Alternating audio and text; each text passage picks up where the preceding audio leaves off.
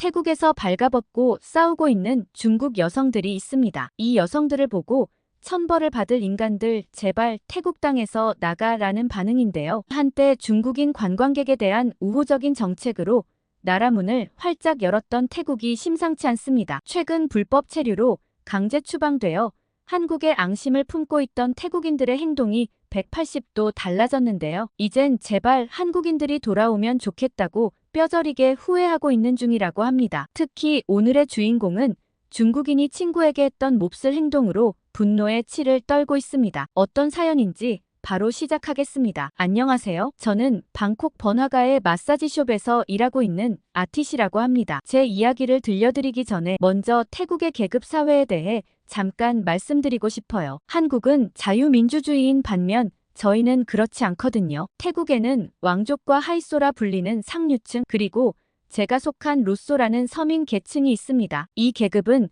좀처럼 바뀌기 힘든 벽 같은 존재죠. 그렇지만 어떻게든 열심히 공부해 계층의 한계를 조금이나마 극복해보고 싶었어요. 그래서 저는 어릴 적부터 의사를 꿈꾸게 되었고 쭈라롱권 대학교 의과대학에 입학하기 위해 밤낮으로 공부했습니다. 성적도 꽤 좋아서 주변에서는 제가 꼭 합격할 거라고 믿었죠. 하지만 운명은 예상치 못한 방향으로 흘러갔어요. 그날은 평범한 화요일이었습니다. 저는 항상 그랬듯이 도서관에서 의대 입학을 위해 공부하고 있었죠. 그때 어머니에게서 다급한 전화가 왔습니다. 동생이 갑자기 쓰러져 병원에 실려갔다는 거예요. 가슴이 철렁 내려앉는 기분이었습니다. 병원에 도착하자 의사는 동생의 상태가 심각하다고 말했어요. 희귀한 신경계 질환으로 장기간의 치료가 필요하다는 설명이었습니다. 그 순간 머릿속이 하얘졌죠. 치료비는 천문학적인 금액이었고 우리 가족의 형편으로는 감당하기 힘든 수준이었어요.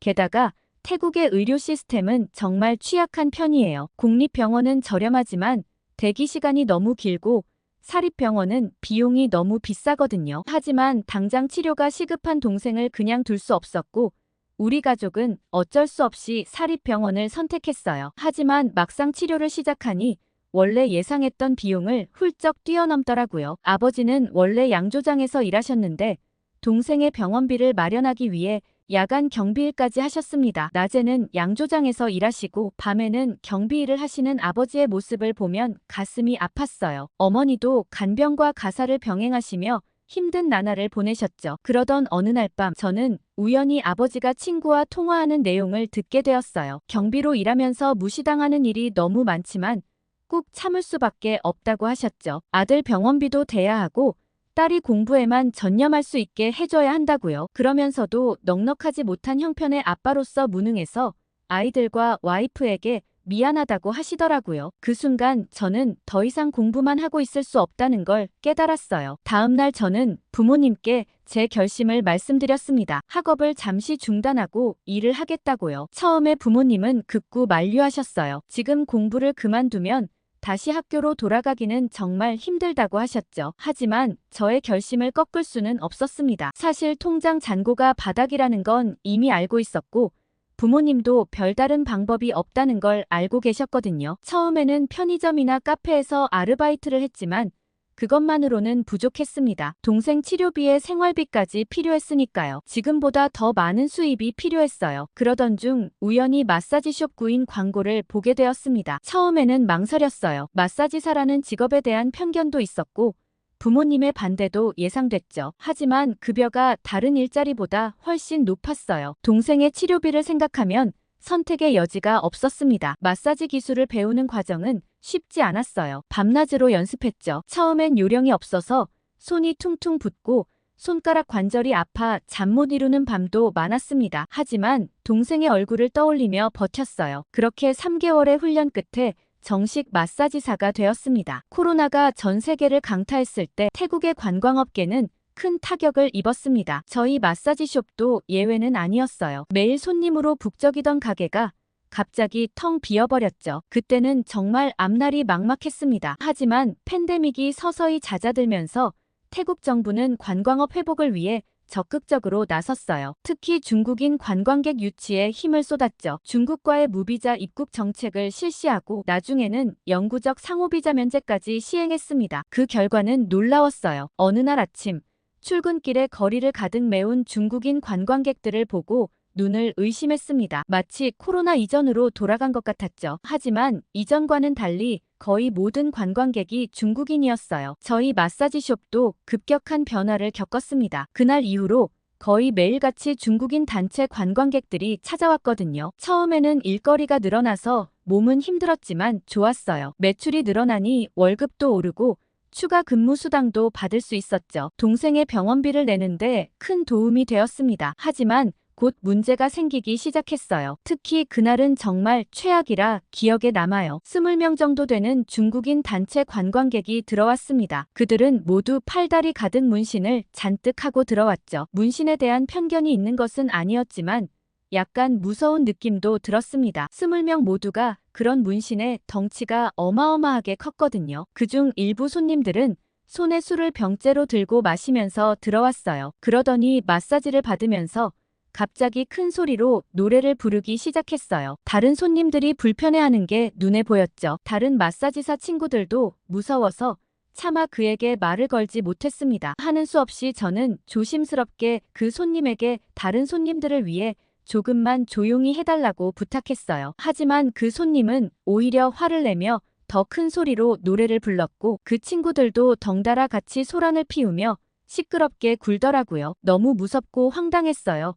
사장님도 나서서 상황을 진정시키려 했지만 소용이 없었죠. 결국 다른 손님들이 불만을 토로하며 가게를 떠나기 시작했습니다. 가게에는 오직 중국인 단체 손님들 뿐이었죠. 그래도 보통 중국인 단체 손님들은 재방문을 하는 경우는 없으니 이 사람들이 다시는 안 올 거라 생각하며 위안을 삼을 수밖에 없었어요. 힘든 하루를 보내고 막 퇴근하려는데 동료 수파폰의 표정이 엄청 어두웠습니다. 저는 수파폰을 툭툭 치며 말을 걸었는데 화들짝 놀라더라고요. 무슨 일이 있냐고 물었더니 아무 일도 아니라며 괜찮다고 하더라고요. 수파폰은 홀어머니와 둘이 살고 있는데 어머니가 편찮으셔서 저처럼 생계에 뛰어든 친구예요. 저와 비슷한 시기에 일을 시작해서 그런가 서로 더 의지하고 챙겨주는 사이죠. 평소에는 일이 끝나도 늘 에너지가 넘치는 친구인데 너무 어두운 표정을 하고 있어 오늘 유독 힘들었나 보다 싶었습니다. 그런데 나중엔 제가 그냥 이렇게 넘어갔던 걸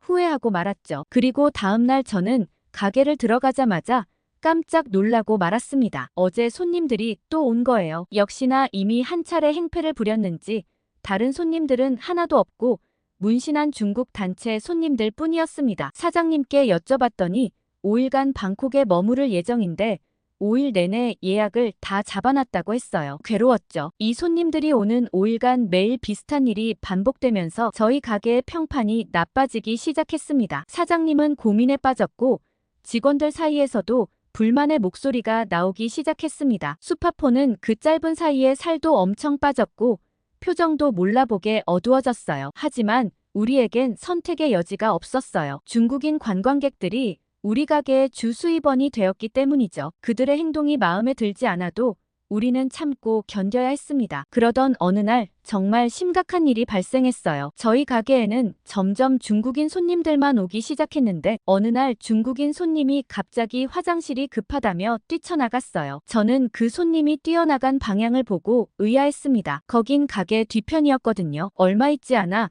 경비원이 다급하게 가게로 들어와 큰 소리를 쳤습니다. 그 손님이 가게 뒤편의 왕실 소유 정원에서 용변을 보고 있다고 말이죠. 태국에서 왕실 모독은 중대한 범죄였고 가게의 모든 사람들이 깜짝 놀라 달려나갔어요. 사장님과 함께 다급히 그 손님을 제지하려고 했지만 이미 늦었어요. 왕실 경비대가 출동해 그 손님을 체포해갔죠. 나머지 중국인 관광객들도 모두 경찰서로 연행되었습니다. 이 사건 이후 우리 가게는 큰 곤경에 처했어요. 왕실 모독 사건에 연루되어 한동안 영업 정지 처분을 받았죠. 그동안 불만이 많았던 직원들의 스트레스도 극에 달했고 일부는 사직서를 제출하기도 했습니다. 그런데 저는 수파폰까지 그만둔다는 소리에 깜짝 놀랐습니다. 얼마 전까지만 해도 아직 빚이 많아 절대 그만둘 수 없다며 눈물을 글썽이는 모습까지 봤거든요. 수파폰은 아무런 말도 하지 않은 채 그만뒀고 일을 그만둔 후로는 연락도 받지 않았어요. 그렇게 수파폰이 갑자기 일을 그만두고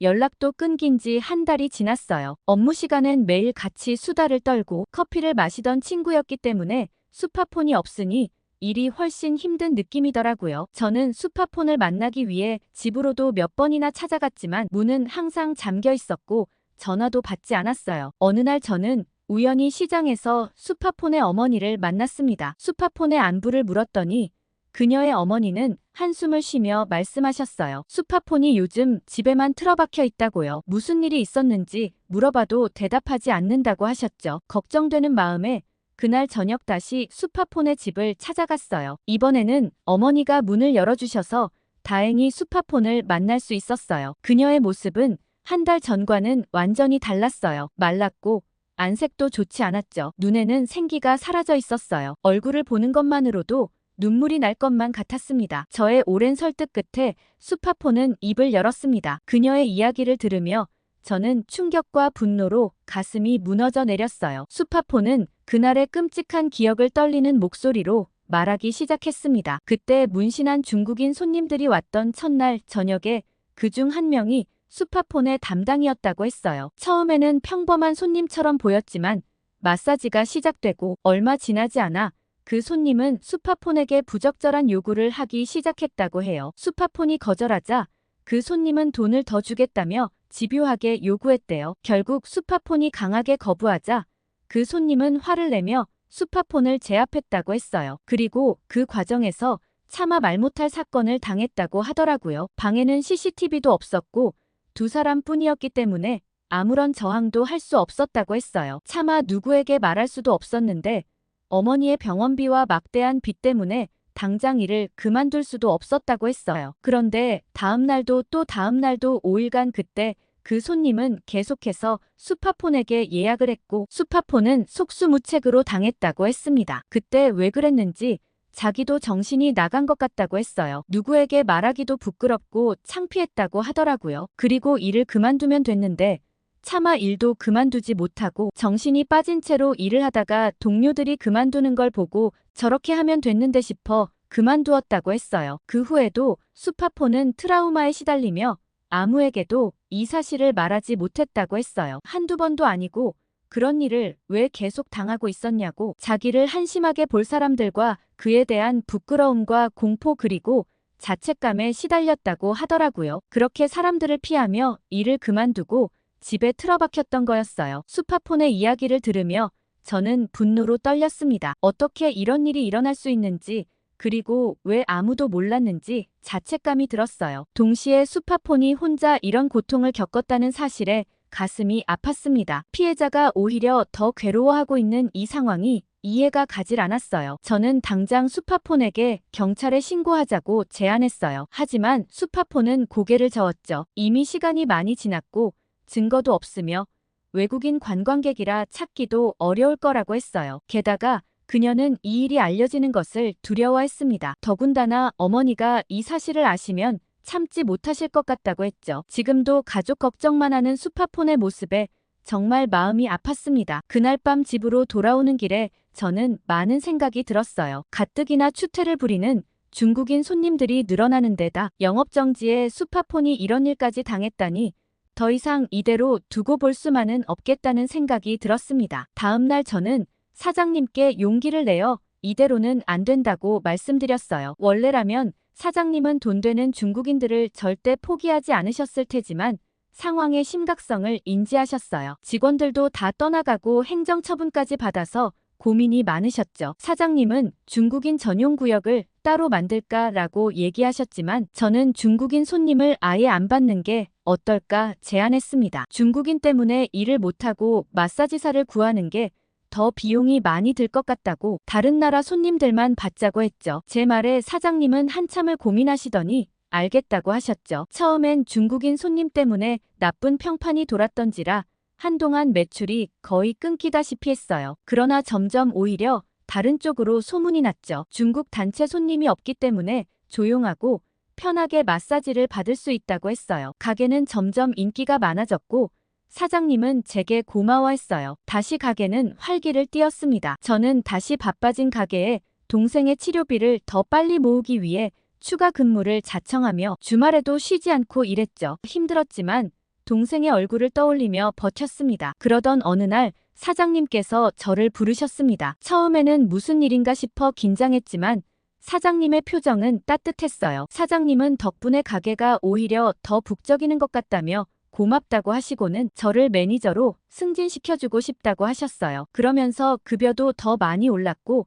책임감도 막중해졌죠. 그날 저녁 병원에 있는 동생을 찾아갔어요. 그러면서 이제 매니저로 승진해 월급을 더 많이 받게 되었다고 했고 동생은 눈물을 글썽였습니다. 너무 미안하다고 말이죠. 저는 그런 생각 하나도 할 필요 없다며 얼른 건강히 낫기만 하면 된다고 했습니다. 그러던 어느 날 태국 관광업계에 큰 변화가 찾아왔습니다. 한국인 관광객들의 발길이 뚝 끊긴 거예요. 처음에는 일시적인 현상이라 생각했지만 시간이 지날수록 상황은 나아지지 않았습니다. 그즈음 태국 뉴스에서는 연일 마약 문제와 관광객 안전 사고에 대한 보도가 이어졌어요. 특히 한국에서 태국인이 마약 문제에 연루되어 체포되는 사건이 몇 차례 발생했죠. 이 소식은 한국 언론에도 크게 보도되었고 태국 여행에 대한 경고령까지 내려졌다고 했어요. 그래서 한국 손님들이 더 이상 발길을 하지 않는 건가 싶었죠. 그렇게 한국인 관광객들의 발길이 끊긴 지 몇 달이 지났을 무렵 우리 마사지숍에 오랜만에 한국인 커플이 방문했습니다. 저는 솔직히 좀 놀랐습니다. 현관문이 열리고 들어온 그들은 조용하고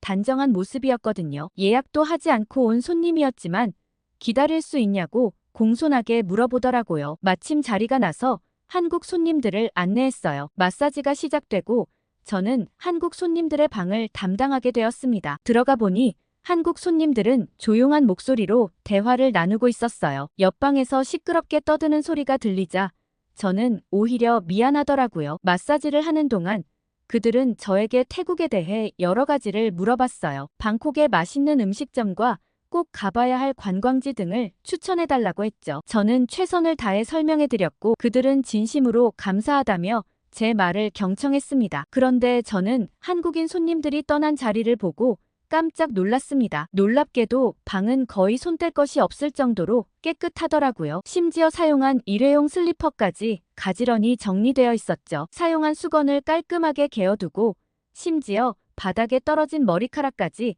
주워 휴지통에 버린 것 같더라고요. 결제를 하러 나왔을 때 그들은 우리 가게의 인테리어와 분위기를 칭찬하며 사진을 찍어도 되냐고 물어봤습니다. 허락을 받고 사진을 찍은 후 그들은 SNS에 올리겠다며 가게 이름을 정확히 물어보았습니다. 계산을 마치고 나서 그들은 저에게 팁까지 챙겨주었어요. 그리고 정말 좋은 경험이었다며 감사 인사를 전했죠. 이렇게 따뜻한 손님들은 정말 처음이었습니다. 그날 저녁 퇴근 무렵에 한국 손님들이 SNS에 올린 게시물을 보게 되었어요. 우리 가게의 아늑한 분위기와 친절한 서비스에 대한 칭찬이 가득했습니다. 게시물에는 이미 많은 좋아요와 댓글이 달려 있었고 한번 가봐야겠다는 댓글들이 막 달려 있더라고요. 다음 날 놀랍게도 한국인 손님들이 조금씩 늘어나기 시작했어요. 그들 모두 SNS를 통해 우리 가게를 알게 되었다고 했습니다. 그리고 그 한국인 커플과 마찬가지로 그들 역시 예의 바르고 친절했어요. 그날 이후로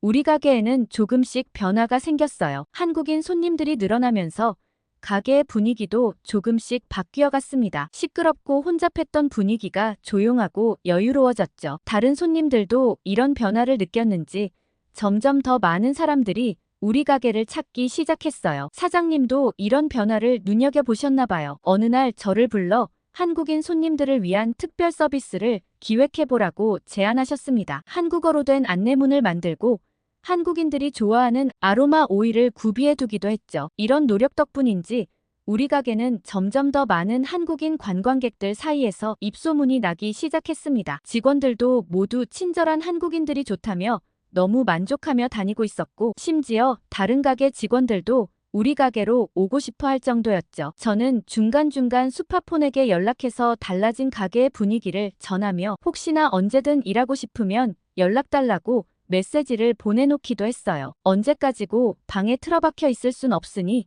안타까운 마음이었죠. 그렇게 마사지숍에서의 긴 하루를 마치고 저는 친구 찬나롱의 식당으로 향했습니다. 찬나롱은 카오산 로드 근처에서 작은 식당을 운영하고 있어요. 쉬는 날이면 한 번씩 찬나롱의 가게에 가서 얘기를 나누곤 하죠. 식당에 도착하자 찬나롱은 평소와 달리 지친 표정이었어요. 주방에서 나오며 한숨을 쉬는 모습이 역력했죠. 무슨 일이 있냐고 물어보니 오늘 하루 종일 중국인 관광객들 때문에 골치가 아팠다고 합니다. 찬나롱은 오늘 있었던 일을 이야기하기 시작했어요. 점심시간에 중국인 단체 관광객 30명이 갑자기 들이닥쳤다고 해요. 그들은 시끄럽게 떠들며 메뉴를 고르는데 한참이나 걸렸고 주문한 음식을 받고 나서는 이것저것 트집을 잡았다고 합니다. 하지만 가장 큰 문제는 화장실이었다고 해요. 그 많은 사람들이 화장실을 사용하고 난 후 화장실은 말 그대로 아수라장이 되었답니다. 바닥에는 물이 흥건했고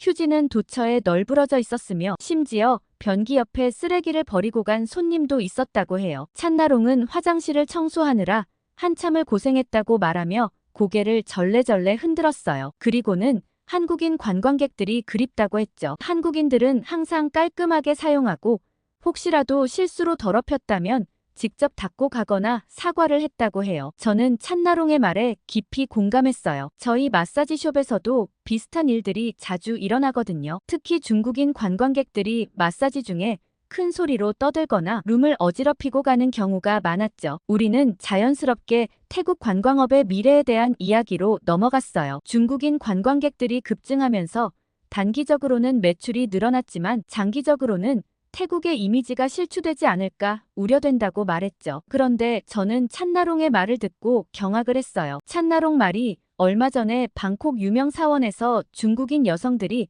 정말 미친 행동을 했다고 하더라고요. 그러면서 보여준 영상은 믿을 수가 없었습니다. 그 두 여성은 옷을 벗고 사원에서 머리채를 잡고 싸우고 있는 거예요. 감히 방콕 사원에서 그런 불경스러운 행동을 하다니 정말 화가 머리끝까지 치밀어 올랐어요. 그 여성들은 부적절한 행동으로 바로 체포되었다고 했지만 태국 정부가 중국에 밉보일까봐 얼마 안 있어 그대로 풀어줬다고 하더라고요. 그 얘기를 듣고 태국 국민들이 정말 분노했다고 했어요. 당연히 추방해야 되는 거 아니냐고 중국인들 제발 나가라며 난리가 났죠. 찬나롱은 진짜 이젠 중국인이면 진절머리가 난다고 얘기하고서는 한국 손님들이 그립다고 얘기했어요. 그리곤 제게 동생 이야기를 물어봤는데 저희 동생은 이제 정말 많이 회복했다고 했죠. 제 말을 듣고 찬나롱은 그럼 공부를 다시 시작하는 거야? 하고 물었습니다. 그런데 솔직히 저는 이제 다시 공부를 하러 갈 자신이 없었어요. 아직 동생이 회복되긴 했지만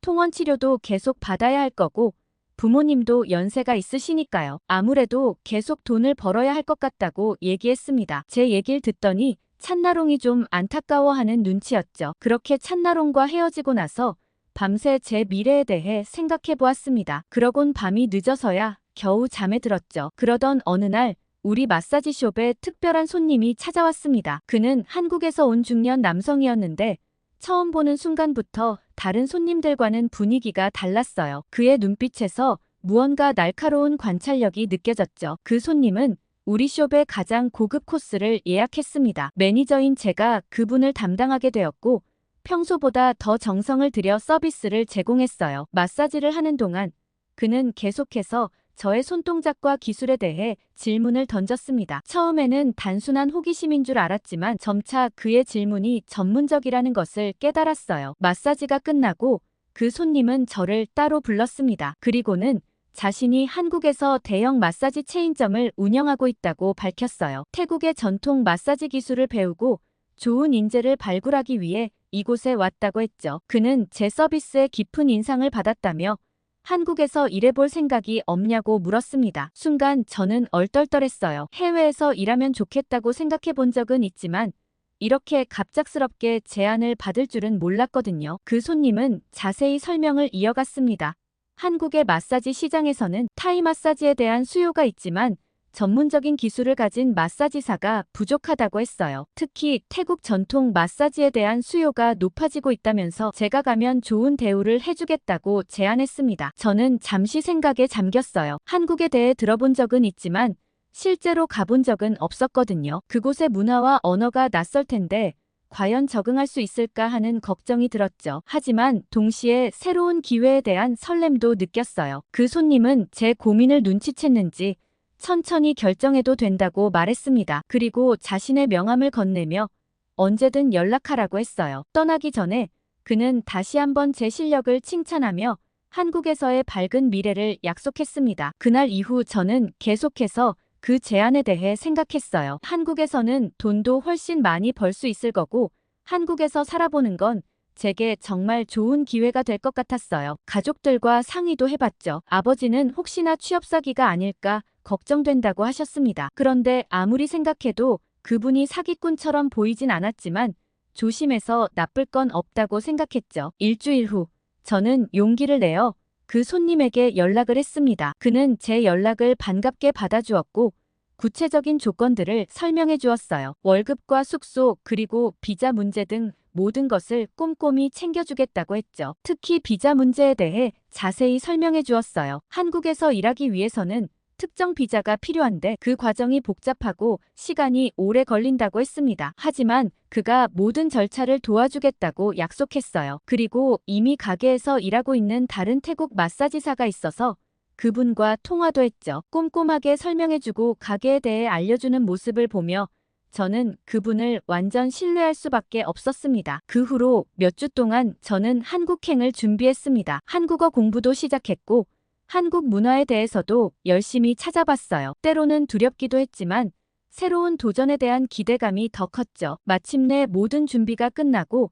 출국 날짜가 정해졌습니다. 앞으로 한국에서의 삶이 정말 기대가 되네요. 오늘 아티 씨의 사연 어떻게 들으셨나요? 정말 중국인의 행동은 상상도 할 수 없는 것 같습니다. 하지만 태국인들이 뒤늦은 후회를 해도 한국인들의 마음을 돌리긴 어려울 것 같습니다. 사연 들으시는 분들의 생각이 궁금한데요. 댓글 많이 달아주시면 좋겠습니다. 구독과 좋아요 꾹 눌러주시고 더 좋은 사연으로 찾아오겠습니다. 사연 제작소 감동필름이었습니다.